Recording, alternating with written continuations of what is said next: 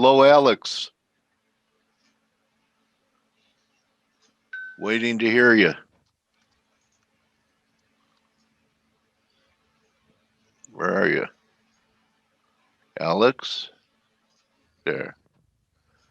Hi, Alex. Dale, happy birthday. How's it going? Oh, thanks very much. I'm out of breath blowing out all the candles on the cake. In fact, they had to use 2 cakes to get all the candles on there. So that's quite a lot of candles.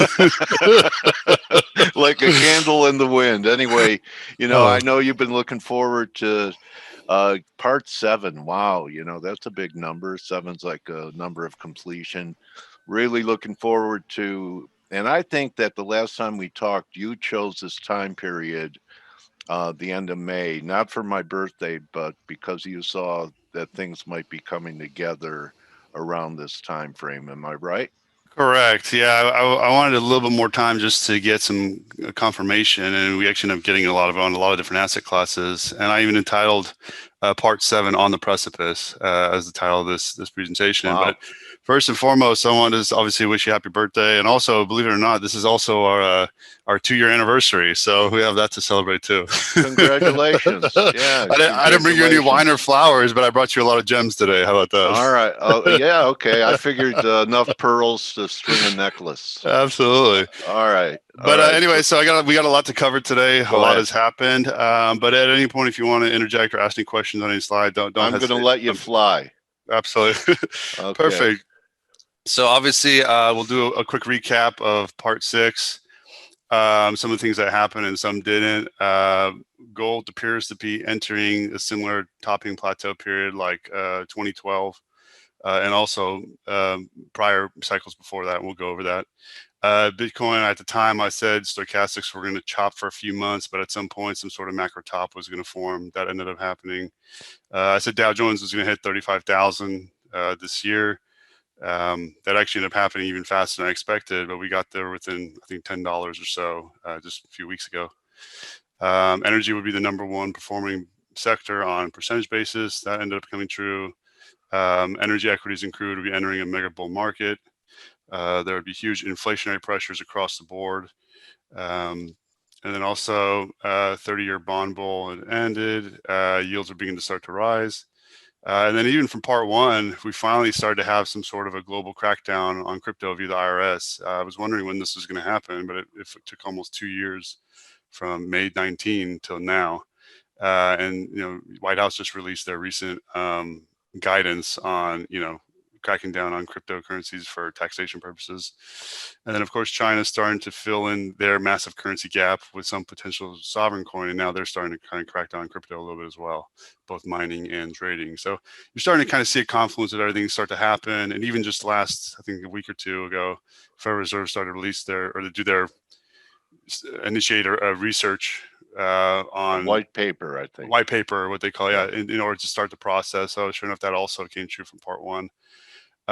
Two things I did not. I thought QE6 would be the last stimulus bill. I didn't think they were going to do another $1 trillion one after that. So I couldn't have predicted that one. I was wrong on that one. So they're calling QE7 would be the infrastructure.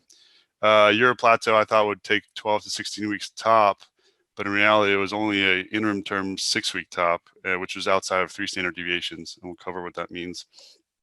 And then also, DXY failed to form a hard reversal change, and a lot of that is largely due to QE7 related and continued stimulus printing. So obviously, that's starting to have an actual impact on the currency. So before we get started, we'll kind of do an overview. I added a few currencies today by request, so we'll go over those. I added CAD and JPY. I do want to acknowledge on your last interview that you made a major switch from gold-related assets to energy-related assets. Correct. And energy, was one of the top performing or the top performing sector in the market. And gold came back recently. So did energy still outperform miners?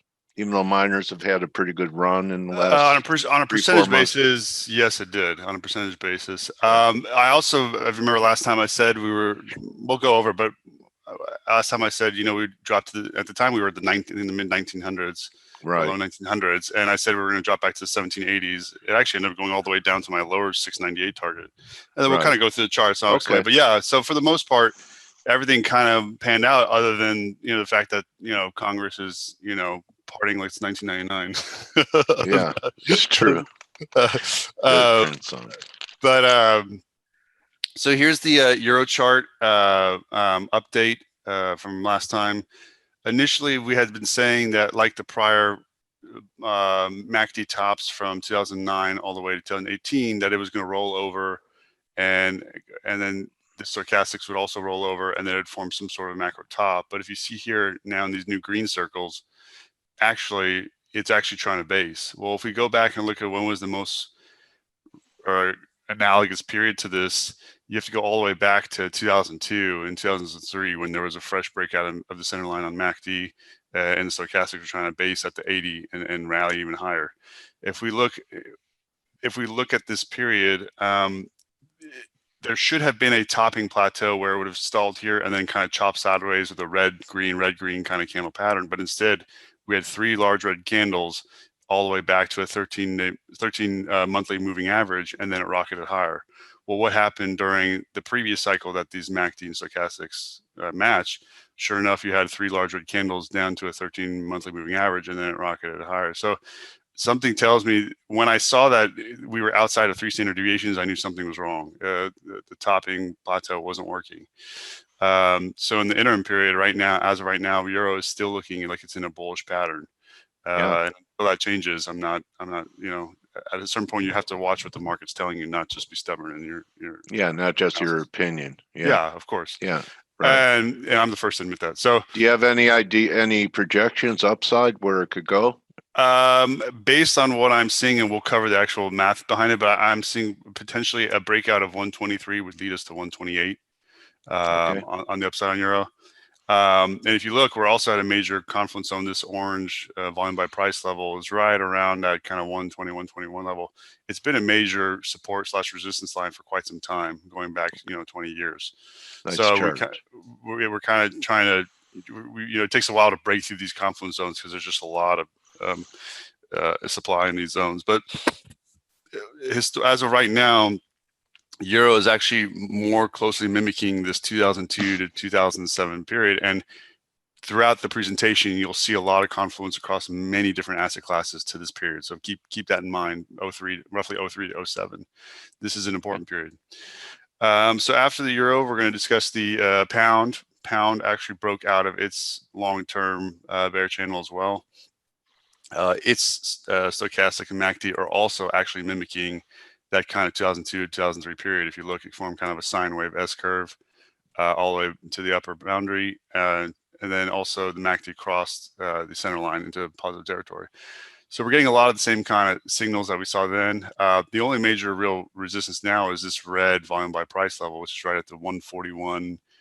50, 142 kind of level. There's a lot of support resistance this level. It happened to be roughly the 2018 high, roughly 2016 low. It also was the 2010 low on a closing basis, and the 2009 low on a closing basis, and even all the way back to 02 and 03. So this is a very critical level for the Great British Pound.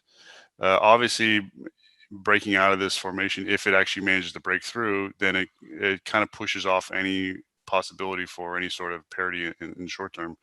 Long term, in the grand scheme, it's still always a possibility, mathematically speaking. But as far as this window that we talked about, it's definitely going to skew that, and it's not going to be accurate anymore because it's going to push it off out into the future if whenever it were to happen. So from there, we go to bearish picture in the dollar you're painting here, bro. Yeah, I mean, Dale, you have to report it as you see it. You 2 trend breakouts, long term, everything. So the only thing that actually is giving any sort of hope to parity is still the pound euro and the euro pound. This pattern is actually, of all the currency pairs, I said this is by far the most important for parity, because in order for it to ever happen mathematically, these are the 2 furthest apart from the dollar. So these are the ones that have to the pound would have to fall faster than the euro. And if we look, if you look at the stochastics, we're still in kind of lower, negative territory kind of consolidation here, just as it happened in, again, 03 to 07. We're still stuck in this kind of same period, still hovering around the 50-day moving average, 50 monthly moving average, similar to it was over here, which is the red line. And it's still kind of hovering around this level. No clear 1350 bull cross. So as long as the 13 doesn't cross the 50 bullish, this pattern is still in play. And as long as it is, then in theory, at least that portion of the parity process is still alive. But if maybe the euro outperforms on the upside for it to come into, continue to narrow. And so I'm glad you mentioned that. So this is actually last time was the first time I included the euro pound, because you always ask about it. So yeah, and that's obviously what most people look at more. So I included this time. Last time we discussed, it was actually, we were right here close up to the purple resistance trend line. What happened is we've actually backtracked all the way back to this key orange macro support trend line. Nice. And if we look at the stochastics, these are custom stochastics that are specifically for the euro pound monthly, we see it has a similar pattern again of the 03 to 07 period. So when you're looking back here, you see kind of a long protracted trough, and even around the 50 moving average, when the gap between the 13 and 50 started to narrow, it took almost a full year for that basing process to happen. So for most of 2021, we could be kind of basing in this 864 to kind of 877 level, just chopping back and forth here. And as long as it holds that level, this key orange trend line, then there's potential for finally an upside breakout. This is obviously the full 22-year history of the euro, and the highest all-time high is at 98, which is all the way back in 09. So that would obviously be a potential retest zone. Other than that, this purple line is at the 93 level. So that kind of gives you an idea of the two key upside resistance levels. But you kind of starting to see long-term trends form, and relative to the euro, to the pound, euro has obviously been strengthening over the long term. You see that from this long magenta trend line. And I think part of Brexit is to allow this kind of appreciation of euro versus pound. Ultimately, I think that's this whole Brexit. It was really ultimately allowing even though it's a separate currency, there were a lot of restrictions in place as far as currencies, what you could and could not do. So this kind of allows more freedom, I think, for a pound to devalue in order to inflate the currency and kind of restart their economy, because the UK economy has not recovered as quickly as some of the others. So I think it's part of, you kind of seeing a lot of the levers being pulled here and there by different central banks, and this kind of gives you an overarching view. Okay. The next chart is actually one of my favorite ones on the currency Forex right now. In late 2019 and early 2020, privately on Charts Coach, I had predicted about a great CAD awakening, or a great CAD strengthening, and that was about to happen. And that's when we were kind of in this zone right here, and you could see a 20-year narrowing wedge that was starting to coil real tight. And if you looked at the stochastics and the MACD at the time, they were starting to signal they were going to roll over. And the last time a magenta trend like this failed was all the way back again in 2002, 2003. Well, Canadian dollar is obviously a very resource commodity-based currency. It's very sensitive to a lot of commodity fluctuations. And what happened during this period? Why did it appreciate against the dollar, or why did the US dollar devalue against the CAD so much? Well, this was the last major oil super bull market. Yeah, 140. Yeah, this is when it went to 147, was the all-time high. So it went from a base of 35, which is right here around early 03, all the way to 147. And if you look during this period, throughout this protracted oil bull market, the CAD just continued to get bid and bid and bid and bid. I mean, it was merciless. And if you look at this, we're starting to see the same pattern. It broke the 200 moving average on the monthly. We could get a potential dead cat bounce here like it did back in mid 03, which is actually right around May of 03, believe it or not. Okay. And then you see the MACD crossing the center line. You see the stochastics flushing all the way to the bottom and then staying in a long protracted trough, which is kind of what we're actually doing here now. You can see the confluence between all the signs. And it's interesting to note that there also, the previous time that oil also hit 100 was in the 2010 to 2014 period. And this horizontal blue line you see right here, well, that's parity. So every time oil reached $100 a barrel or greater, the USD CAD hit parity. Now, from that period, it went from 150 all the way to parity in a 4-year period. I mean, it's a massive appreciation. Well, this time we're starting from roughly a 140, call it 142 high, all the way back to parity. That's a 40% appreciation. And I can't tell you how much I have a lot of Canadian members on Charts Coach, and they're like expressing their frustration because every asset they're trying to touch can't outperform their currency. So, I mean, I feel your pain for all the Canadians that you're trying to find an asset where it's going to be able to actually outperform your own currency, just keeping in dollars. It's going to be tough because they're real estate. Yeah, real estate, and also I think, ironically enough, Canadian oil companies, that would be another place you could a place you could hide, because not only are you getting the appreciation on the oil side, but you're at least going to be able to kind of outperform. And at some point, once oil passes 80 a barrel, which it will, I think you're going to have oil tar sands start to pick back up, and that'll be increased demand. Plus, not to mention, you have lumber prices skyrocketing. That obviously puts in additional demand, and there's all kinds of natural resources that are putting upward pressure on the CAD. But it's important to note that every time oil hit over 100, which in the past 20 years, every post-recessionary period that happened. I know it's only a sample size too, but nonetheless, every time that's happened, oil has returned back to over 100 barrel. And during those prior periods, they didn't print $7 trillion. So one would think, given the even higher more inflationary expectations this time around, that at some point that money will work through the system and we'll get back above there. And then on a side note, you have the Biden kind of green revolution, so to speak. They're kind of initiating all these green policies. Well, ironically enough, the more they try and institute green policies and restrict supply, ironically enough, the more of an upward pressure it puts on oil as well, which would put even more upward pressure on CAD.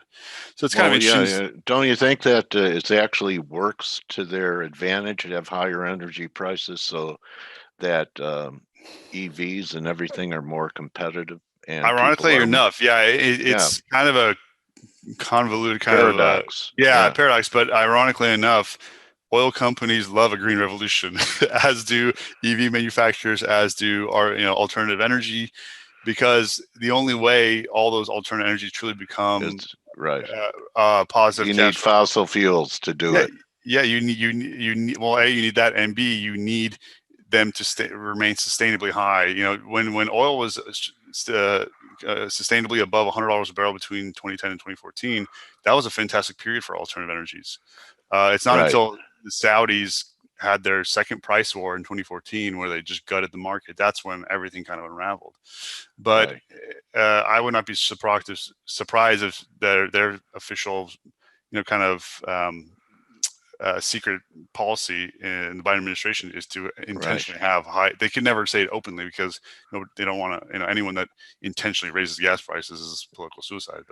But nonetheless, they want high energy, and this is again a manifestation of that continued sustained bull market, and that one lasted almost 4 years on the nose. So, we're in year one of that, year 1.5. So, CAD still has a way to go. So for all the Canadians, cash, to some extent, Canadian real estate, maybe Canadian oil and gas companies, stuff like that is really where you're. How about Crown Royal?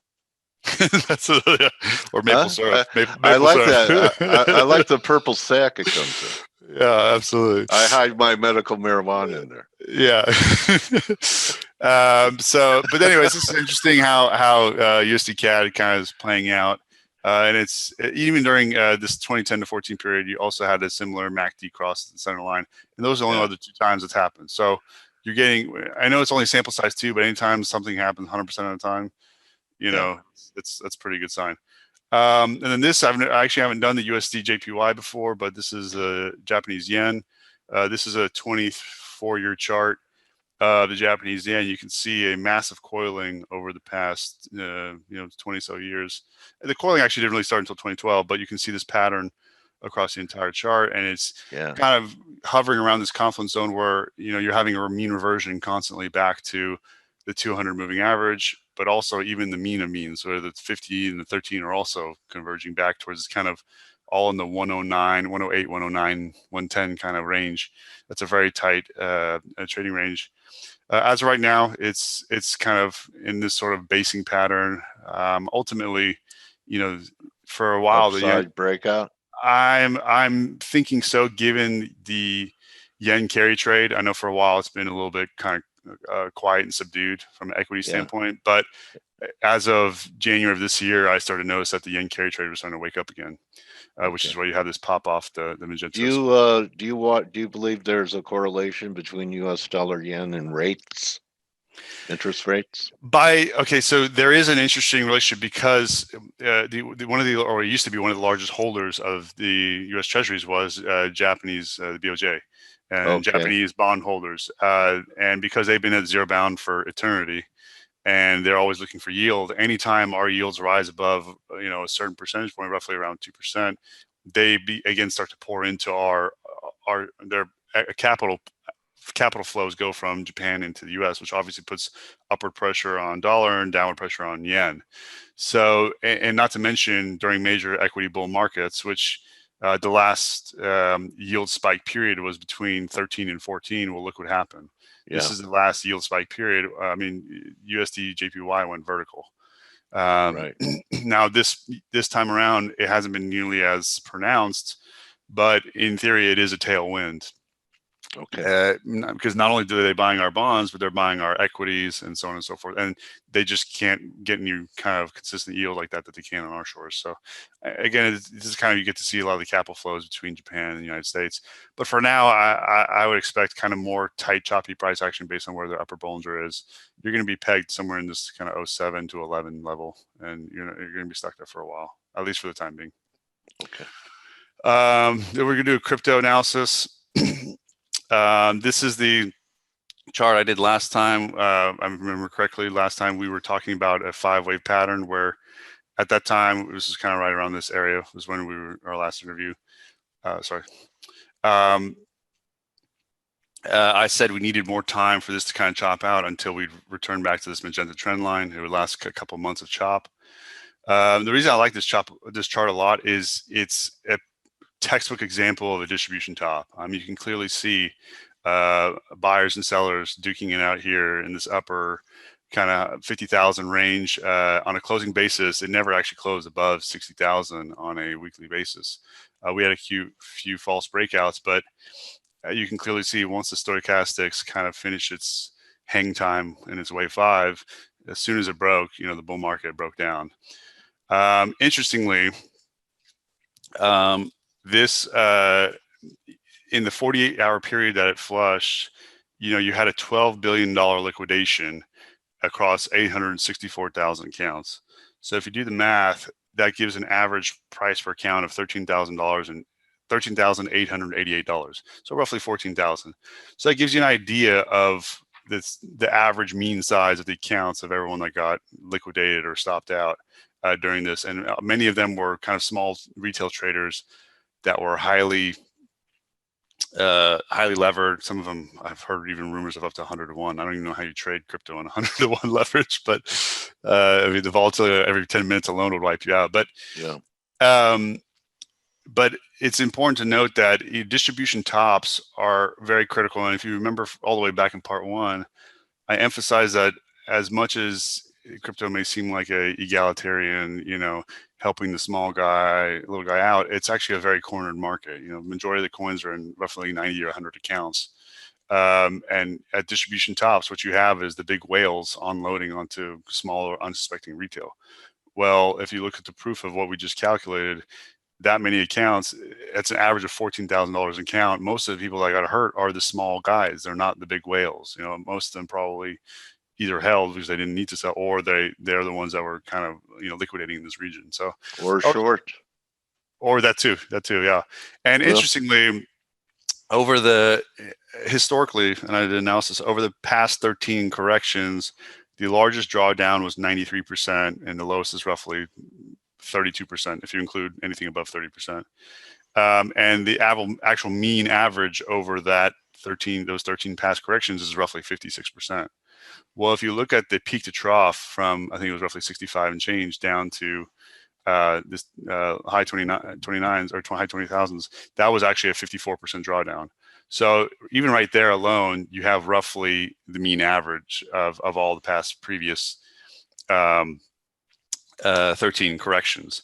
Now, do I think it's necessarily over? No, I think this is going to take more time to work through, because obviously even here in the 2017 peak, you had a major drawdown all the way down to the 50. Then it kind of dead cat bounced back to back test the 13 in the Bollinger Center, and then it kind of grinded slower, choppy grind lower. You kind of see the same pattern here. It peaks and then it goes down to the 50, bounces, and kind of grinds lower. So I don't think it's going to take nearly as long this time, because ironically enough, when you have this highly levered of a market and this many levered market participants, the flush happens a lot faster, obviously. So I think that, not to mention, in general, when you have more market participants, it just, with now they have faster trading. Everything's just kind of more, it happens quicker now than it did 4 years ago. So naturally, you're going to have the cycle repeat on a faster basis. But nonetheless, this is the last wave 5 peak, and we saw exactly what happened there. Fortunately, everyone on Charts Coach, they got out around the 58 to 62K level, so a lot of them got out in time. But I think what we need to see is, as long as this 50 moving average at 33 500 holds, then you'll have some sort of dead cat balance. But if at any point it were to drop this week below that level, that would be a big red flag, because then the lower Bollinger would roll over. But typically, after such an extreme, you're going to have dip buyers step in and pop it up a little bit. But I think this protracted pullback after a 13 moving average Bollinger center line cross, that's going to take time. It's not going to happen overnight. So I wouldn't. And are you looking for 20,000? So if you do the analysis, and I'll go through more math when I go through the gold section. High, yeah. But the previous 2017 cycle was 84% drawdown. So if you do purely just on that, I'm not saying it has to repeat 84%, but hypothetically, if we were to do that from the recent peak, it put us at about 10,469 roughly. Okay. So that would be now it could be, I don't think it's going to be 93%. 84 might even be tough. Who knows? But if you're to use that as a kind of a basis, that's kind of where we would end up. There is a lot of major support at the 200. If you look at all the prior bottoms, the final flush happened roughly around the 200 exponential moving average. And right now that's at 15,673. So call it 16K. That's probably, I don't know if it'll be able to break below that, but that would be a realistic target, to be honest. Okay. And then we'll do a quick bonds update. The last time we were on, the U.S. Treasuries were breaking out of their 13 monthly average. This is the TNX, which is the 10-year. Right. And initially, I anticipated it was going to, like prior yield cycles, yield spike cycles, like in 2013 and also in 2017. Both of them broke straight out of the 50 and kept rallying rallying further. But this time around, it actually stopped dead in its tracks at the 50 monthly moving average. Well, last time it happened, we have to go all the way back to 09 and 11 when that happened, and it kind of chopped and rejected here a few times before rolling back over. If we actually do reject at the 50 here, which is roughly 1.7%, that actually is a Goldilocks scenario. I think many were automatically assuming 2% was going to come right away. Well, if that's the market expectation and we stall right here at around 1.7, it actually could be a Goldilocks scenario for the medium term, because pulls back to 130 or 120. Yes, correct. So the 13 moving average, ironically, is actually right at 1.3, or it's 1.29 roughly. So you have the MACD crossing here, the stochastics ramping. If it's going to happen that way, you're going to see the stochastics peak below 80, which is typically a bearish indicator, and also the MACD rolling over below it gets to the center line, still in negative territory. So if we see some sort of rolling over of these two and you're losing momentum prematurely, then you're going to have another scenario where, I think a Goldilocks scenario, where if yields don't appreciate too much, then technology can participate, which will help carry the markets. And more importantly, financials actually hit their 2007 pre-financial crisis double top highs, and they finally matched it. And if you notice, financials have been stuck against the brick wall over the past month, even as everyone was talking about yields rising and so on and so forth. It's interesting that XLF also hit 38, which is where it hit pre-financial crisis. So banks basically over a 20-year period have finally returned to where they were back in 1999. Great point. Yeah, and that also is interestingly happening to coincide with this 50 moving average brick wall. And as you know, a big part of bank profitability is yields rising. So there's a high confluence and correlation between those two sectors, between the yields and the banking sector. So anytime you want to see kind of confirmation or denial, you need to refer to the banking sector or the NASDAQ Banking Index or XLF, and you'll see they're all hitting that pre-financial crisis double top. So we could actually be peaking prematurely here at 1.7 if we do and roll over to 1.3. That also kind of aligns with gold having this secondary rally, which I predicted would happen once it bounced off its monthly supports, and we're kind of getting this confluence of commodities and so on and so forth. Here is the TLT monthly chart, and this also backs up what we're seeing in that there's the previous bottom in 2018. You have one in 13, then you have one in 11 and one in 9. All of these happened at the 50 monthly moving average, and they all held a double bottom. Well, if that's to repeat again, then realistically, bonds have also bottomed here, at least for this short-term portion of the cycle. Now, can they bottom here and then kind of go through a protracted 2-year cycle like this? I actually think that's probably what's going to happen. I think 17 to 19 is kind of the closest analogous period, which I'm circling right here in the middle of the chart. This is kind of what we expect to see. No extreme move in each direction, but I think we could have a bit of a relief rally here in bonds, which would then coincide with rolling over yields down to roughly a 1.3, maybe even a 1.2. And it's interesting that anytime you see 4 or 5 bottoms over the long term historically, actually there's even one all the way back in 07, so that's whatever 6. And I think there's even more before that. It's obviously a strong sign of support. So I think for now, the call for 2% yields is probably overdone. So I think for now, the expectation is to be more range-bound chop on yields, which will cap financials. It'll provide a window for technology to rally, and so on and so forth. So it impacts industrials and that kind of stuff as well, cyclicals. Great analysis. And then next is gold. This is the monthly chart, the 20-year monthly on gold. I've been comparing it to that period for quite some time now. This is the 2012 period where it peaked. It flushed all the way down to the Bollinger center line, and then it had a 4-month rally all the way back to its previous closing high, roughly. Well, sure enough, that pattern is playing out almost identically. It flushed all the way down to 1698. It actually went all the way down to 1680s. It regained that Bollinger Center at the time, which was 1698. And then it's now rallying even faster than the previous cycle, all the way back to the previous VBP, volume by price level, of roughly 1960. That's a major resistance zone. It's also the previous intra-month highs for multiple months. And on a closing basis, it's roughly around where it is. We could potentially have an overshoot to 2000, but I think this is where you need to be careful, because if we look at the previous topping cycle, the MACD and the stochastics are forming almost an identical pattern where the MACD rolled over. It then started to narrow again, but then failed to form any sort of bull cross and then rolled over. You're starting to see a similar narrowing here now.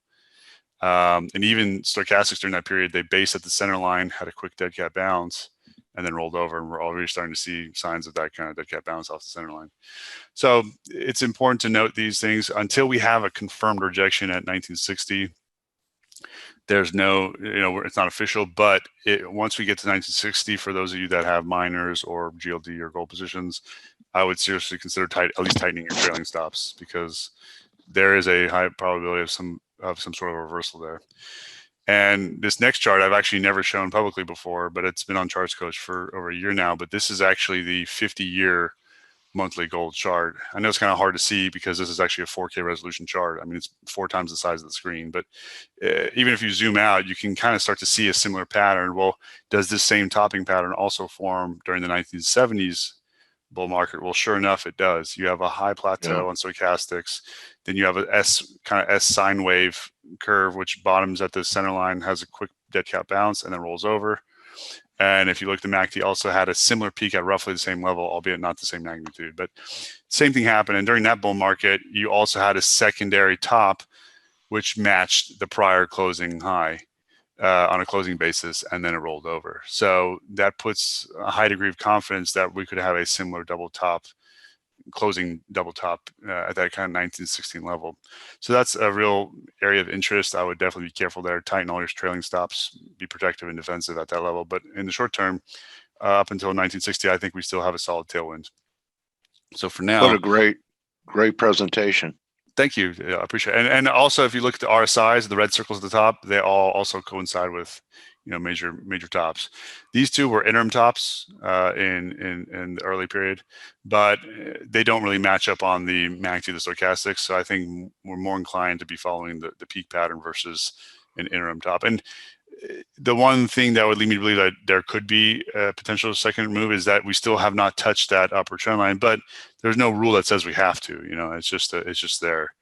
We could always consolidate and then hit it next time. So, but I think it is important to note that it is there. But this is where I thought we were going to originally hit that 2237 level. But as we'll show at the end of the presentation, when the gold broke the relationship with the DXY, it kind of put a monkey wrench in this whole one-to-one. I hate to rush you, but now we have another in-house webinar at 15 after the hour, Alex. Oh wow! So yeah, So I don't know how much more. Okay, I'll try and go through it as quickly as I can. So here's a dollar Bitcoin. This is interesting also in that it's showing two highs and two lows. So now we have a descending wedge that could potentially rally all the way back up to roughly a 13% level. So it's important to know that gold at that 13% level is key. Keep that in mind for the end of the presentation. Energy markets. This was, again, I showed this last time. This was the 140-year low. And at that point, it was half of 1% a barrel of oil versus 1 ounce of gold, or 1/200th of an ounce of gold. Now we're up at 3.5%, but the all-time high in that 02 to 07 period was all the way at 16%. So even from here, even though it's 7 times off the lows, it could still appreciate another 4 times from here in theory if we have some sort of a super oil bull market. So energy markets still have a way to go on a historical basis. On the Dow Jones, U.S. equities, as of right now, there is a major concern because we are entering the wave 5 looks like it's about to end here on equities. We've had a heck of a move off the COVID March lows. Yeah. Here are the previous 2 5 waves, bulls. And you see one ended because of the taper tantrum, one ended because of COVID. Obviously, I'm not saying a repeat of this is going to happen. It's not. That was a global pandemic. But could we have some sort of a black swan or an event here in June or early July? I think it's looking like we're going to have some sort of exogenous factor here kind of kick in here soon, because every time this. No, it's going to be an unknown. It'll be something we can't predict, but some outside force is going to act on the markets here soon, it looks like. And so UFO? Possibly. But anyways, how was I able to predict 35,000? Well, if we go back to the previous chart I'd shown, I showed that roughly 10 trillion of cash, and you had 50 trillion in financial market cap. It targeted roughly 35,000. That's how I was able to predict that level. You obviously can see that came true even quicker than anticipated. So how do we combine all this together? This is the DXY gold relationship chart, and you can see during this period, the gold official. Just lost you. And I'm going to have to wrap you here anyway, Alex. Are you there?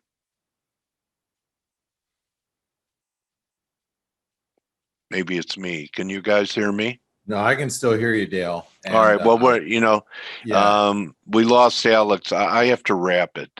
We got to start the morning edge morning edge anyway. So. All right. So, I'll get a hold of Alex. Blake, why don't you shut this down so you guys could get going, and I'll contact Alex. It was a great interview. He held the audience, and we could bring him back. So, all right. Thanks, guys. Alex, I see you back, but we have to end it here. I'll get a hold of you. And go ahead, Blake. Alex, I'll get a hold of you. I can't shut it down. Somebody else is going to have to. Maybe is Steve here?